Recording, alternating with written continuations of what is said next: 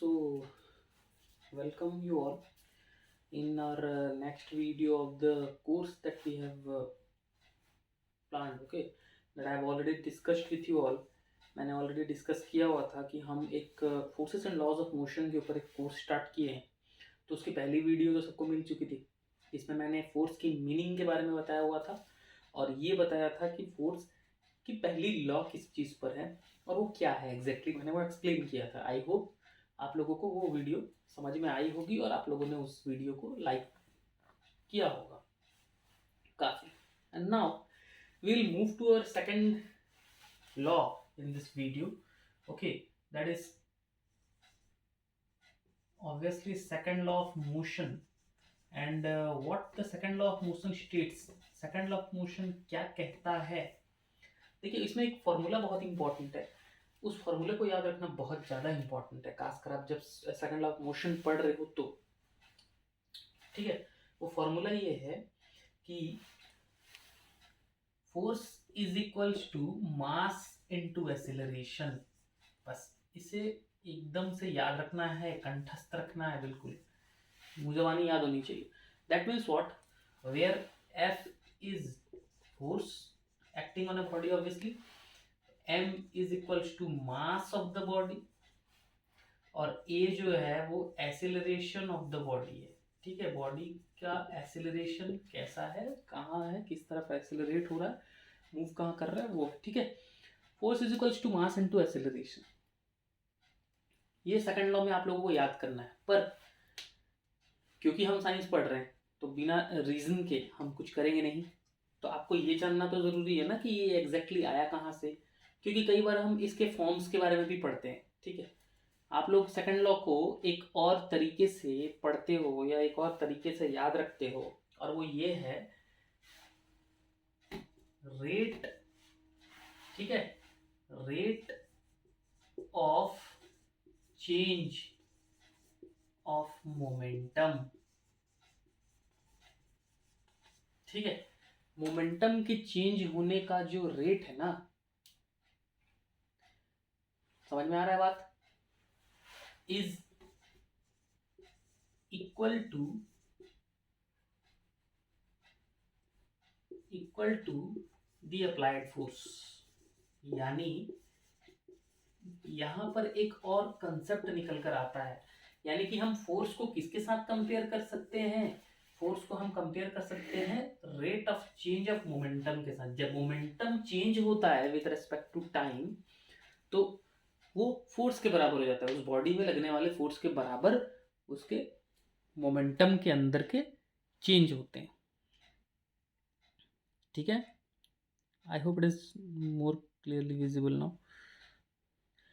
ठीक है, तो ये प्रॉब्लम एक आ जाती है कि बच्चे ज़्यादातर समझ नहीं पाते एग्जैक्टली कि हम फोर्स की बात करें या मोमेंटम की बात करें। देखिए मोमेंटम एक अलग क्वांटिटी है, एक अलग कंसेप्ट है जिसको समझना जरूरी है। बस आप लोग को ये याद रखना है कि सेकंड लॉ में rate of change of momentum जो होता है ना, वो अप्लाइड फोर्स के बराबर होता है। ये आता कहाँ से, ठीक है, ये जो चीज़ है ये एग्जैक्टली आता कहाँ से है। इसके लिए हम क्या करेंगे कि हम इसको थोड़ा सा डीपली समझने की कोशिश करेंगे through equations of motion. I hope everybody is well aware of equations of motion. तो आप लोग जानते हो कि मोमेंटम क्या होता है। चलो मैं इस वीडियो में आप लोगों को सब बताऊंगा, टेंशन की कोई बात नहीं है। ठीक है, मोमेंटम क्या होता है, चलो ये तो क्लियर हो गया होगा, पर फिर मैं यहां लिख देता हूं, नीचे लिख देता हूं। मोमेंटम इसका मतलब होता है मास और वेलोसिटी का मल्टीप्लाई होना, या product of mass and velocity, product of mass and velocity. That means अगर किसी बॉडी का मास ज्यादा है तो भी उसका मोमेंटम बढ़ेगा, अगर किसी बॉडी का वेलोसिटी ज्यादा है तो भी उसका मोमेंटम बढ़ेगा। अगर मास कम है और वेलोसिटी ज्यादा है तो भी मोमेंटम ओवरऑल बढ़ेगा क्योंकि उनका प्रोडक्ट है ना। और अगर वेलोसिटी ज़्यादा है मास कम है तो भी मोमेंटम ओवरऑल बढ़ेगा क्योंकि ऑब्वियसली उनका प्रोडक्ट है, सीधी सी बात। ठीक है, और मोमेंटम को हमेशा डिनोट किया जाता है इन फॉर्म ऑफ किस फॉर्म में डिनोट किया जाता है? पी, पी के फॉर्म में, ठीक है, स्मॉल पी याद रखना, ठीक है, बहुत इंपॉर्टेंट है, वरना पता चला कि तुम स्मॉल पी की जगह कैपिटल पी लिख दिए और वो पावर हो गया, because capital P is power. तो small P is equals to mass into velocity that is momentum of the body. अब क्या होता है कि जब हम रेट ऑफ चेंज की बात करते हैं, ये तो क्वांटिटी हो गया एक, जब मास और वेलोसिटी दोनों मल्टीप्लाई हो जाएं तो मोमेंटम हम कहते हैं कि वो बॉडी का मोमेंटम है। मास बढ़ा, बॉडी और भारी हो गया, उसके मोमेंटम बढ़ जाएगी। वॉल्यूम बढ़ा, बॉडी की स्पीड बढ़ गई, उसकी मोमेंटम बढ़ जाएगी, ठीक है। अब हम इस मोमेंटम के रेट को चेंज करते हैं, मतलब कि मोमेंटम का पहले रेट तो निकालें। तो मोमेंटम हम जानते हैं मास और वेलोसिटी होता है ना। अब तुम जानते हो कि किसी भी चीज को चेंज करना, मतलब अब देखो डीपीवीपी तो तुम समझ नहीं पाओगे, डेरिवेटिव, खैर छोड़ो, दूसरी बात हो गई। हम अगर इसको चेंज करेंगे तो इसका मतलब ये है कि मैं ये लिखूंगा P2 माइनस P1, यानी कि change in what, change in momentum हो रहा है। पर किस चीज पे हो रहा है भाई? चेंज जब टाइम पे होता है, चेंज जब टाइम पे होता है उसी को तो रेट निकालना कहते हैं। चेंज टाइम पे होना मतलब रेट निकालना, ठीक है, समझ में आ रहा है? तो चेंज जब टाइम पे हो, नीचे टाइम आ जाए, मतलब उस चीज का रेट निकल रहा है। अब टाइम एक जगह तो आएगा नहीं ना, कोई भी चीज हम क्या डिवाइड एक तरफ करते हैं, दोनों तरफ करेंगे ना। तो डिवाइड हम इसको भी कर लेते हैं। अब भैया बोलोगे कि सर मास तो कभी चेंज होता नहीं, चलो ठीक है, मास तो कांस्टेंट होता है, वेलोसिटी तो चेंज हो सकता है, ठीक है। तो हम वेलोसिटी को चेंज कर दें, क्योंकि कोई ना कोई तो चीज चेंज होगा ना, क्योंकि अगर नीचे टाइम डिवाइड हो रहा है तो हम टाइम के बेसिस पे उनको चेक कर रहे हैं कि इस टाइम पे कितना था, उस टाइम पे कितना था। कंसेप्ट को समझने की कोशिश करो, हम रेट निकाल रहे हैं इनका। Here we are finding rate. Rate निकालने का मतलब हम देख रहे हैं कि टाइम पे कौन सा कितने चेंज आए, क्या इसमें कुछ चेंज आया, क्या इसमें कुछ चेंज आया, उसीलिए डिवाइड किया गया टाइम से, ठीक। अब क्या होता है, P2 माइनस P1/T, ये तो rate of change of momentum है, तो इसको इस तरह से ही लिख देंगे। मास तो कांस्टेंट होता है, ये चेंज होगा नहीं, पर हम जानते हैं कि वेलोसिटी जब चेंज होता है ना टाइम के साथ, उसी को एक्सेलरेशन कहते हैं, उसी को एक्सेलरेशन कहते हैं। Change in velocity is known as acceleration and nothing else, ये तो पता है। अब देखो वेलोसिटी चेंज, यहां पर देखो चेंज इन मोमेंटम है, या फिर मैं ये कह सकता हूं rate of change in momentum है, is equals to mass into acceleration. क्या होता है मास इंटू एक्सेलरेशन? तो फोर्स होता है, इज इक्वल्स टू फोर्स। हो गया तुम्हारा सेकंड लॉ प्रूफ, या ये रहा second law. Rate of change in momentum is equals to force applied on a body, and this is second law of motion. Exam में आ जाए न्यूमेरिकल्स, ये फॉर्मूला अप्लाई करो। बहुत अगर हार्ड करने की कोशिश किया जाए, अगर क्वेश्चंस बहुत हार्ड आएंगे तो भी मैक्सिमम टू मैक्सिमम ये फॉर्मूला अप्लाई करने को बोलेंगे, इससे ज़्यादा तो नहीं बोलने वाले, ठीक है। तो पहले हम लोग ये फोर्सेस कंप्लीट करेंगे और उसके बाद मैं इनसे बेस करके, या हाँ इन पे बेस करके मैं न्यूमेरिकल्स बताऊंगा। तो यहाँ तक किसी को मेरे ख्याल से कोई डाउट नहीं होगी। Force is equals to mass into acceleration, एक बार रिवाइज कर लेते हैं। मोमेंटम जो होता है वो मास और वेलोसिटी का प्रोडक्ट होता है, पता है। रेट अगर इसका निकालें तो डिवाइड करेंगे टाइम दोनों तरफ। मास तो चेंज हो नहीं सकता, नीचे टाइम मल्टीप्लाई डिवाइड करने का कोई फायदा नहीं, क्योंकि टाइम जितना भी हो मास वही होने वाला है। तो टाइम के हिसाब से क्या चेंज हो सकता है सर? वेलोसिटी चेंज हो सकता है। तो वेलोसिटी को हमने चेंज किया, बट चेंज होता है वेलोसिटी तो वो तो एक्सेलरेशन हो जाता है, तो यहाँ मैंने एक्सेलरेशन लिख दिया। P2 minus P1 that is change in momentum. Rate of change in momentum और चेंज ऑफ मोमेंटम कुछ भी लिख सकते हो भाई, ग्रामर और ग्रामर में इतना ध्यान नहीं देना। Is equals to mass into acceleration that is force. Clear? यानी rate of change in momentum is equals to force. मेरे ख्याल से ये क्लियर है। अगर फिर भी समझ में नहीं आ रहा है, वीडियो को रिवाइंड करके एक बार फिर देख लेना, but I hope it is clear. Okay, so now let's move to our third topic, that is third law of motion. अब देखो मैं तो शॉर्टकट लगा दे रहा हूँ, ऑफ मोशन को मैंने नहीं मिटाया, इसी पे लिख के काम चला देंगे, ठीक है। चलो, थर्ड लॉ ऑफ मोशन यानी न्यूटन की तीसरी जो लॉ है, हाँ अब मैंने ये नहीं लिखा तो ये मत समझना ये Newton's third law of motion है भाई, ठीक है। पता चला बोल दोगे कि ये तो न्यूटन्स की लॉ नहीं लग रही है मुझे, आप लोग लिखे नहीं, आप लिखे नहीं हो। Newton's third law of motion, the simplest law, सबसे सिंपल लॉ। इसका कहना ये है, इसका कहना बस इतना है, every action has an equal and opposite reaction. That means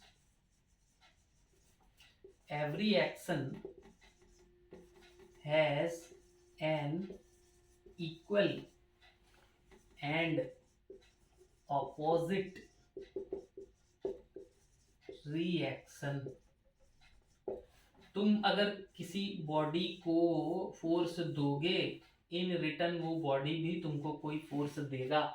that is third law of motion, ठीक है। एक वॉल है, तुम अगर उसे पंच करोगे, तुम अगर उसे पंच करोगे तो दर्द तुमको होगा, क्योंकि वॉल भी इन रिटर्न तुमको पंच कर देता है तुम्हारी हाथों पे, कहने की बात है, ठीक है। अगर तुम उसे पंच करते हो, हार्म किसको होगा? तुमको होगा। समझ में आ रहा है? Every action has an equal and opposite reaction. इसके एप्लीकेशंस एनसीईआरटी में कुछ अलग तरीके से दिए गए हैं, सब आईसीएसई हो एनसीईआरटी हो बुक्स जो भी हो, बट एप्लीकेशंस बुक में अलग तरीके के दिए जाते हैं। मैंने तो ये वॉल वाले एग्जांपल ऐसे समझाने के लिए तुम लोगों को दिए सिंपल तरीके से। इसके एग्जांपल्स में ये आ जाएंगे, जैसे कि अगर ये कोई गन से तुम बुलेट शूट कर रहे हो इस डायरेक्शन पे, तो गन जो है वो इस डायरेक्शन पर रिकॉइल होगा। रिकॉइल मतलब पीछे की तरफ झटका लगेगा उससे। वाई? अगर कोई चीज बाहर की तरफ जाती है ना, अगर ये बुलेट बाहर की तरफ जा रही है तो ये बुलेट कुछ फोर्स पीछे देगी और उस फोर्स की वजह से गन पीछे की तरफ आ जाती है, जिसको रिकॉइलिंग कहा जाता है। ये एप्लीकेशन है थर्ड लॉ। और एक एग्जांपल क्या दे सकते हैं हम बड़े फॉर्म में, अगर इस चीज को ही देखें तो एक रॉकेट, ठीक है। एक रॉकेट किस तरह से काम करता है? रॉकेट से के पीछे से इतने तेज एग्जॉस्ट निकलते हैं, इतने सारे फ्यूल को जलाया जाता है, वो इतने तेज एग्जॉस्ट निकलते हैं, जस्ट लाइक दिवाली वाली रॉकेट की तरह, कि वो बहुत तेजी से आगे की तरफ बढ़ता है। वाई? अगर ये पीछे की तरफ जाएंगे बहुत तेजी से एग्जॉस्ट, ये एक फोर्स लगाएंगे ना, every action has an equal and opposite reaction, तो ये एक अपोजिट फोर्स पीछे की तरफ देते हैं और इसके भरोसे, इसके बल पे ही रॉकेट आगे बढ़ता है। तो हम ये कह सकते हैं कि रॉकेट प्रपल्शन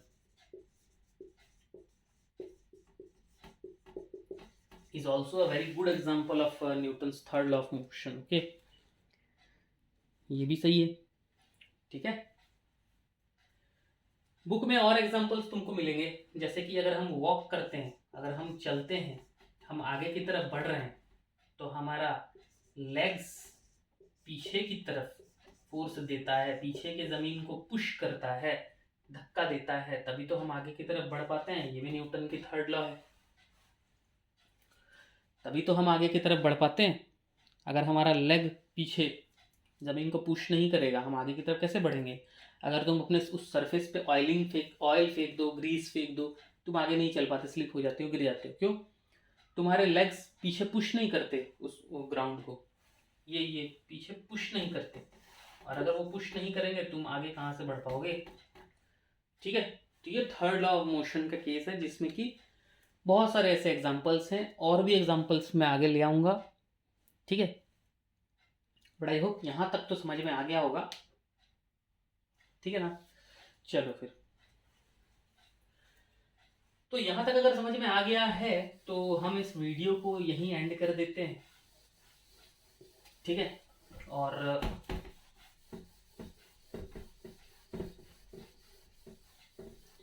मैं ये अगले वीडियो में इन पे बेस करके कुछ न्यूमेरिकल्स लेकर आऊँगा, न्यूटन्स के ऊपर बेस करके कुछ न्यूमेरिकल्स लेकर आऊँगा, और न्यूमेरिकल्स को हम आसानी से सॉल्व करना सीखेंगे, और साथ ही साथ हम और भी एग्जांपल्स देखेंगे। practical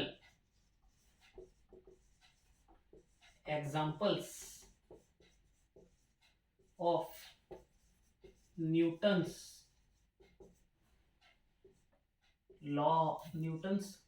laws of motion. Practical examples क्या क्या हैं इनके वो हम देखेंगे, चाहे वो फर्स्ट लॉ हो, सेकंड लॉ हो, थर्ड लॉ हो, ठीक है। क्योंकि एग्जांपल्स भी जानना बहुत ज़रूरी है, ये भी बहुत इंपॉर्टेंट होते हैं कोई भी एग्जाम के लिए, चाहे आप एकेडमिक्स एग्जाम की बात करो, कॉम्पिटिटिव एग्जाम्स की बात करो, सबके लिए बहुत इंपॉर्टेंट होते हैं, ठीक है। तो यहाँ पर चलो मैं एक एग्जाम्पल, फर्स्ट लॉ पे हम एग्जाम्पल ले लेते हैं, उसके बाद हम दूसरे क्लास में करेंगे इसको। फर्स्ट लॉ में एग्जाम्पल लेते हैं। एग्जाम्पल 1, पहला एग्जाम्पल क्या है भाई, पहला हमने क्या पढ़ा था, first law is based on inertia.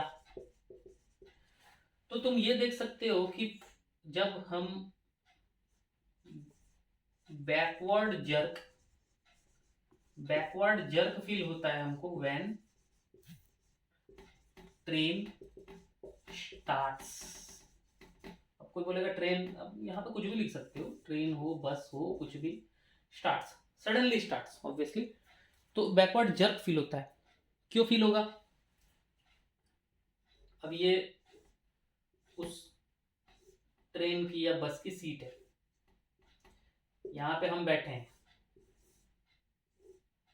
समझ जाओ, यहाँ पे हम बैठे हैं, हमारी लोअर बॉडी जो है, जो ऑब्वियसली सीट के कांटेक्ट में है, वो तो जैसे ही ट्रेन आगे बढ़ा वो आगे बढ़ जाएगी, हमारी लोअर बॉडी आगे बढ़ जाएगी, because our lower body wants to move forward as it is in contact with the seat.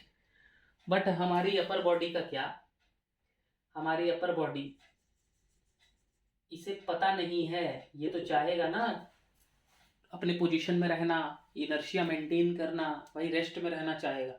इसे लेट में पता चलता है, इससे थोड़े लेट में पता चलता है कि लोअर बॉडी आगे बढ़ चुकी है, तो वो क्या करता है, इसे पुल करके आगे ले जाता है, लोअर बॉडी इसे जबरदस्ती पुल करके आगे ले जाता है। और जब ये लोअर बॉडी इसे जबरदस्ती पुल करके आगे ले जाएगा तो तुमको क्या होगा, बैकवर्ड जर्क फील होगा ना, पीछे की तरफ तुमको खिंचाव महसूस होगा, फिर तुम आगे की तरफ बढ़ जाओगे, ठीक है। समझ में आ रहा है, प्रैक्टिकली इमेजिन करने की कोशिश करो, ऐसा लगेगा कि तुमको अचानक से किसी ने आगे की तरफ खींचा, तुम रुक रहे थे, तुम रुके हुए थे, बट तुमको किसी ने खींच लिया, तो इसका मतलब आगे वाली बॉडी, नीचे वाली बॉडी आगे बढ़ चुकी है, तुम वहीं पर हो, यानी कि तुम बैक लीन हो गए, बैक पीछे की तरफ झुक गए हो, पीछे की सडनली पीछे तुम्हें एक जर्क महसूस होता है, फिर तुम आगे की तरफ बढ़ते हो, तो this backward jerk is one of the very important example for law of inertia, that is first law of motion. आगे आने वाले वीडियोस में मैं और भी एग्जांपल्स दूंगा हर लॉ से, चाहे वो फर्स्ट लॉ हो, सेकंड लॉ हो, थर्ड लॉ हो, सभी से मैं एग्जांपल्स दूंगा और उसके बाद हम न्यूमेरिकल करेंगे। चलो फिर, होप कि ये वीडियो आप सबको पसंद आया होगा। We will meet in our next video, till then bye, keep learning.